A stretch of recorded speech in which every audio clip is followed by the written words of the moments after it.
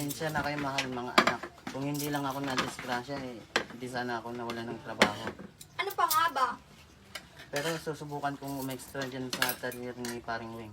Ito pang dagdag kulang. Masilbi ka pa rin pala. Nay, grabe ka naman kay tata. Bakit? Hindi ba totoo? Kaya nga ate, Sip-sip. May sinasabi ka? Wala. Ang sabi ko, kumain na tayo. Mabuti pa nga. Hintayin na natin si Barbara. Oo nga pala, wala pa yung paborito mong ano. Nag-aalala lang ako sa kanya. Nay, tay, andito na po ako. Hindi na pala yung paborito mong anak. Ba't ang tatahimik nyo?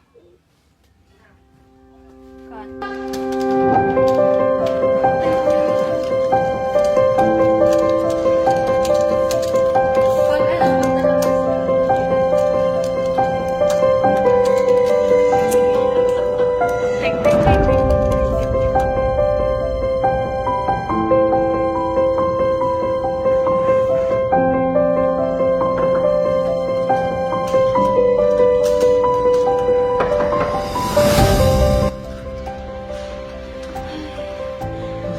Ano ba? May problema ka naman.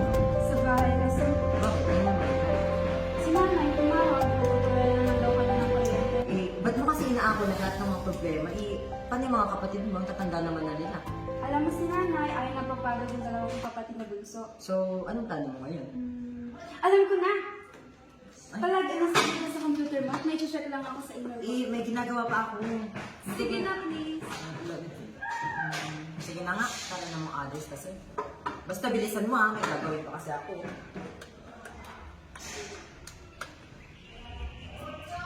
Ba yan, ang tagal-tagal naman.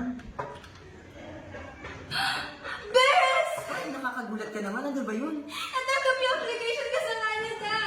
Wala, totoo ba yun? Congrats! Alam mo, tutupad mo na baka ito na yung, solusyon mo siguro sa wala ng problema niyo. Salamat, Bes! Congrats sa'yo!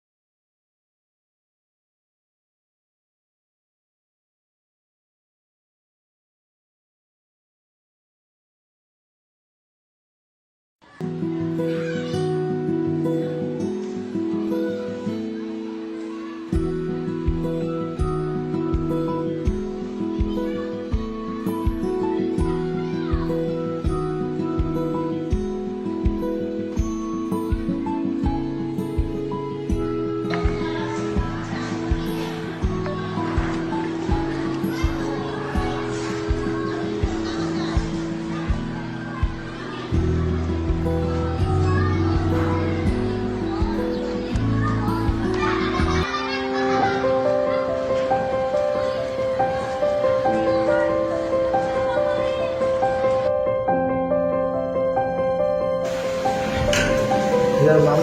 Miss Roberta.